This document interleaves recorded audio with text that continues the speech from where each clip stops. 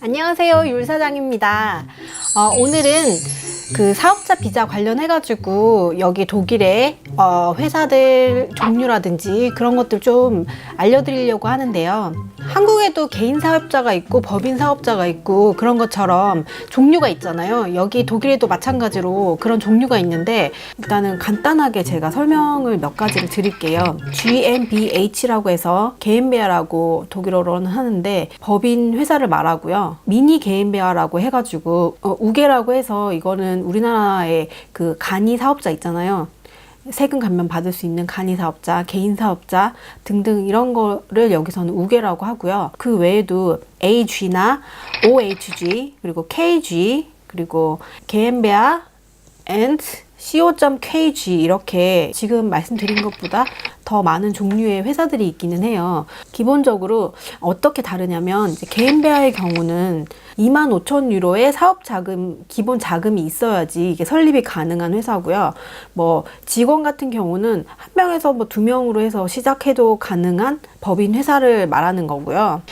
신청할 수 있는 GBR이라는 그런 회사가 있고 AG의 경우에는 이거는 5만 유로 이상이 돼야 돼요. 그 게인베아도 마찬가지지만 여기도 마찬가지로 이제 주주들이 있는 회사인 거고요. OHG 같은 경우는 제너럴 파트너십을 얘기를 하고요. KG의 경우는 리미티드 파트너십을 얘기를 해요. 한국의 사업자분들이 이제 오시면은 일반적으로 설립하는 회사는 GmbH를 많이 설립을 하세요. 사업 기본 자금으로 25,000유로 있으면 설립이 가능하고 뭐 직원으로는 뭐 대표 그 외에 뭐 직원 1명 이런 식으로 해서도 시작이 가능하기 때문에 보통은 GmbH를 설립을 하거든요. 그러니까 저희 회사 같은 경우도 기본 25,000유로에 저희는 이제 또 더 투자를 받아서 게인베아를 설립을 했고요. 저희 쪽에 그런 질문을 되게 많이 주시는데 25,000유로는 묶여있는 돈인가요? 라고 궁금해 하시는 분들이 되게 많으시더라고요. 그런데 이 25,000유로는 사업 자금이잖아요. 설립 시에 25,000유로가 통장에 있는 것이 확인이 되면 그 이후부터는 회사에서 뭐 상품을 구매한다든지 그리고 아니면은 뭐 회사에 들어가는 집기나 이런 거를 구매를 하실 때 그 25,000유로 안에서 사용을 하게 되는데요. 근데 만약에 25,000유로가 바닥이 다 났어요. 그렇게 되면 사실 그거는 이제 파산이고요. 25,000유로가 무조건 계속 있어야 돼. 이건 아니고 어느 정도까지는 이제 기본적으로 회사가 운영이 가능한 선 안에서 자금이 계속 통장에 있어야 되는 건 자금이 순환되는 상황에서 회사가 돌아갈 수 있는 만큼의 기본 사업 자금이 있어야 되지만 꼭 25,000유로가 꼭 안에 꽉꽉 차 있어야 되는 건 아니니까 그 안에서 설립 시에 25,000유로를 넣고 그리고 그거를 잘 분배해서 사용하시고 다시 그리고 수익이 생기면 계속 통장으로 들어가는 형식으로 진행하시면 됩니다. 기본적으로 이렇게 이제 회사 종류가 있고요. 일단은 이 회사 종류를 가지고서 이제 비자를 신청하시는데 독일 현지에서 비자 신청 시 이제 필요한 서류들이 있잖아요. 기본적으로 내가 외국인이다 그렇게 할 경우에는 사업자든 아니면 뭐 학생이든 그리고 취업 비자를 받을 사람이든지 간에 기본적으로 있어야 되는 서류가 있어요. 본인이 살고 있는 관할 구역의 외국인청 비자 신청 서류, 처음에 독일에 오게 되면 집을 구하시잖아요. 그렇게 되면 거주자 등록이 돼야 돼요. 안멜두, 거주자 등록증, 그리고 독일 건강보험. 개인으로 오시는 분들 중에 건강보험이 이제 사보험이 있고 공보험이 있는데 회사가 없는 베이스면 일단은 사보험을 들어야 돼요. 근데 사보험의 경우는 공보험보다 좀 더 비싸겠죠, 당연히. 요렇게 기본적인 서류가 이게 있어야지 취업 비자든 학생 비자든 사업자 비자든 다 신청 가능하고요. 그리고 이제 여기서 이제 좀 달라지는 게 취업 비자의 경우는 당연히 회사랑 계약한 계약 서류가 있어야 될 거고요. 노동청에서 아마 서류가 회사로 올 거예요. 그러면 그 노동청에서 자기가 어떤 업무를 하는지 서류를 작성을 제대로 하셔가지고 이제 비자 서류랑 해서 이제 같이 보내면 취업 비자의 경우는 그렇게 신청을 하게 되고 학생 비자의 경우는 당연히 아까 말씀드렸던 그 서류에 학교에서 내가 지금 독일어를 공부하고 있다든지 아니면 어떤 학교에 내가 등록을 했다든지 대학교나 이런 식으로 그 등록 서류가 있어야지 당연히 학생 비자를 신청할 수 있겠죠. 그리고 뭐 워킹 홀리데이 같은 경우는 이미 워킹 홀리데이를 신청해서 이제 오는 거기 때문에 1년 동안은 비자를 받으실 일이 없겠죠. 근데 그 비자가 만기가 되기 전에 뭐 취업을 하시든 아니면 공부를 더 하시든 이런 식으로 결정하셔서 연장을 하셔야 될 거고요. 셀프 인플로이어 비자라고 해가지고 이거는 그냥 개인으로 일을 할 수 있는 분들이 신청하는 비자예요. 근데 이제 여기 프랑크푸르트 쪽에서는 아무래도 그런 거 관련해가지고 신청하시는 분들이 그렇게 케이스가 많은 것 같진 않고요.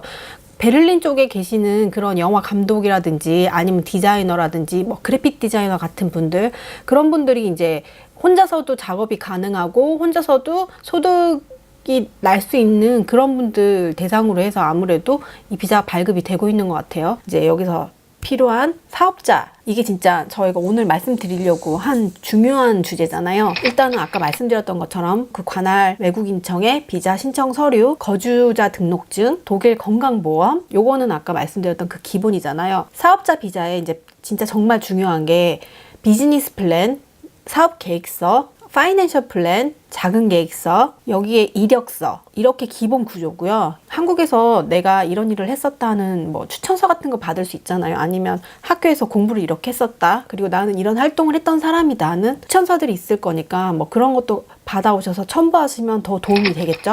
마인타우누스크라이스라고 해가지고 저는 거기에다 신청을 했어요. 그리고 그쪽으로 한국 분들이 되게 많이 살고 계시거든요. 일단 그러면 기본적으로 그런 사업자 관련된 케이스를 그쪽에서 많이 겪어봤겠죠, 그 비자청에서. 그래서 저희는 이제 거기에다 신청을 했고요. 내가 여기 아는 사람도 없고 어떤 식으로 시작을 해야 될지도 모른다 하시는 분들이 아마 분명히 계실 거예요. 그러니까 그럴 경우에는 이 사업자 비자를 전문으로 신청해 주시는 변호사들이 있어요. 그래서 그런 변호사분들 통해 가지고 이제 그 비자를 신청하는 방법이 있고요. 사실 이게 제일 빨리 받는 방법 중에 하나라고 할 수 있어요. 두 번째 경우로는 뭐 독일어 가능하신 분들 있잖아요. 여기 오랫동안 사셨던 분들 중에, 그런 분들 중에 이제 사업자 관련 비자 진행해 주시는 분들이 또 있어요. 근데 사실 그 부분에 관련해서는 케이스 바이 케이스고 사기꾼들도 많기 때문에 그 부분은 꼭 조심하셔서 잘 알아보시고서 신청을 하셔야 돼요. 왜냐면 그 한국에서 모아둔 돈을 가지고 와서 여기서 사업자 비자를 신청을 했는데 그걸 가지고 이제 사기를 치신 분이 있기 때문에 안 좋은 선택을 하신 경우도 있다고 하시더라고요. 그래서 최대한 만약에 정말 조금 돈이 들더라도 내가 정말 믿을 수 있는 사람에게 신청을 해서 이거를 비자를 신청해보겠다 하시는 분들은 그냥 저는 변호사를 추천을 하고요. 그리고 안 되면 뭐 내가 한번 해보겠다 하시는 분들은 본인이 진행할 수 있는데, 이럴 경우에는 어느 정도의 자본금을 가지고 있는 상황이니까 프랑크푸르트 아르바이트 아겐투어에 가면은 거기 웰컴 센터라는 곳이 있어요. 거기에 가시면은 헤센주에서 이제 사업을 하시고 싶으신 분이라면 누구에게든 도움을 드립니다 라는 문구가 있거든요. 여기에서 사업하시고 싶은 분들을 위해서 도울 수 있는 방법들을 많이 준비를 하고 있어요. 그 웰컴 센터 관련한 홈페이지가 따로 있으니까 제가 그 부분은 여기 더보기란에다가 남겨둘게요. 거기에서 보시고 한번 들어가서 보셔도 되고요. 이제 웰컴 센터를 가시면은 각각의 사업체별로 해서 이제 소개받을 수 있는 부분들이 있을 거예요. 너의 사업의 경우에는 이런 업체를 찾아가서 컨설팅을 받아보고, 너의 비자의 경우에는 이런 부분에서 도움을 받아보는 것이 어떨까 하는 컨설팅을 무료로 다 해주시기 때문에 가서 한번 먼저 상의해 보시는 것도 좋은 방법이라고 생각이 듭니다. 저는 그 웰컴 센터를 가서 이제 나는 이런 사업을 할 예정인데 저는 자세하게 좀 설명을 드렸었어요. 그쪽에서 이제 저한테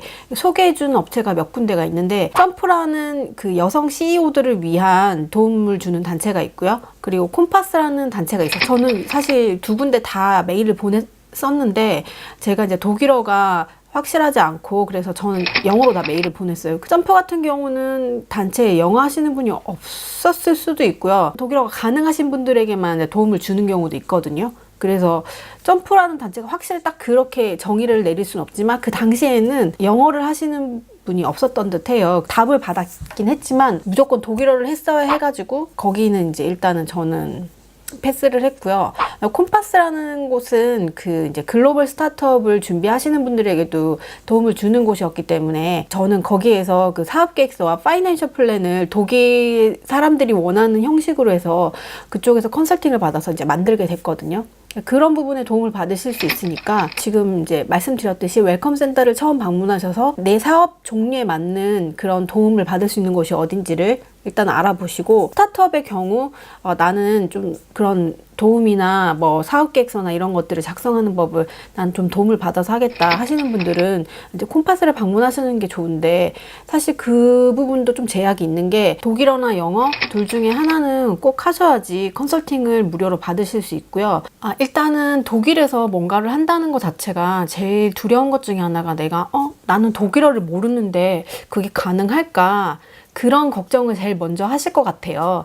근데 저 같은 경우도 사실은 독일어를 이제 전혀 하지 못하는 상황에서 왔고, 기본적으로 영어만 해도 프랑크푸르트 같은 경우나 아니면 이제 좀 미넨 같은 국제적인 도시들에 가면은 사실 영어만 해도 사는 거에 크게 불편함은 없어요.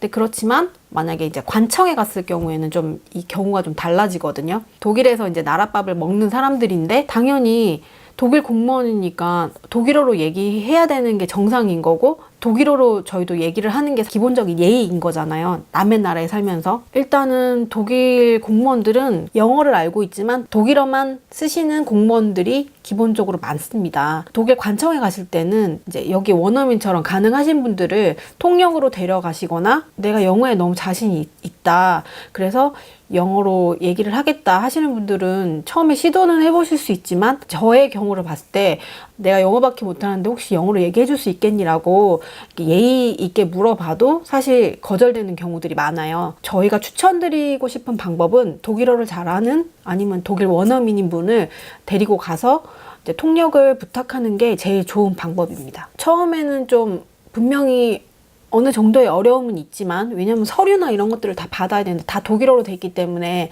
그런 부분들이 분명히 어려운 점이 있긴 있지만, 그래도 영어가 기본으로 가능하시면은 여기서 살아가는 데는 진짜 전혀 문제는 없는 것 같아요. 그리고 한국 사람들도 워낙 많이 살고 있고 하기 때문에, 제가 어느 정도 본 경우에서는 영어도 아예 안 되시는 대표님들도 되게 많으셨거든요. 정말 조금 영어 하시는데도 불구하고 여기서 사업하시는데 전혀 문제없이 사시는 분들 많으니까, 너무 그런 부분에선 걱정하지 않으셔도 충분히 여기 와서 사실 수 있으니까 한번 시도해 보시길 바랍니다. 지금까지 설명한 프로세스들만 정리를 해보면, 와, 이거 해외 창업 가능할까라는 생각이 먼저 드실 수도 있어요. 그런데 저 같은 사람도 현재 창업을 해서 계속 회사를 운영 중이고요. 영상을 보시는 분들은 저보다 훨씬 더 잘 해내실 거라는 생각이 들어요. 그러니까 어렵게 생각하지 마시고, 혹시 준비할 때 나는 이런 것들이 걱정된다 하시는 분들은 저희들한테 언제나 댓글이나 메일로 문의 주시고요. 그러면 저희가 이제 가능한 답해드릴 수 있는 부분들은 알고 있는 만큼 답 드릴 테니까 언제든지 저희에게 댓글 달아주시고요. 좋아요와 구독은 언제나 저에게 힘이 됩니다. 그러면 오늘도 좋은 하루 되시고요. 다음 편 꼭 기대해 주세요. Bis später. Tschüss. 저희가 이제 이번 편에서는 그 사업자 비자 관련해서 조금 더 심도 있게 말씀을 드렸기 때문에 도움받을 수 있는 곳 웰컴 센터라든지 콤파스 경우에는 다음 편에서 저희가 자세하게, 그리고 그 콤파스에 계시는 분과 그 웰컴 센터에 계시는 분들에게 인터뷰를 해서 저희가 어떤 식으로 진행이 되는지 더 자세하게 보여드리려고 하니까 다음 편 기대해 주시기 바랍니다.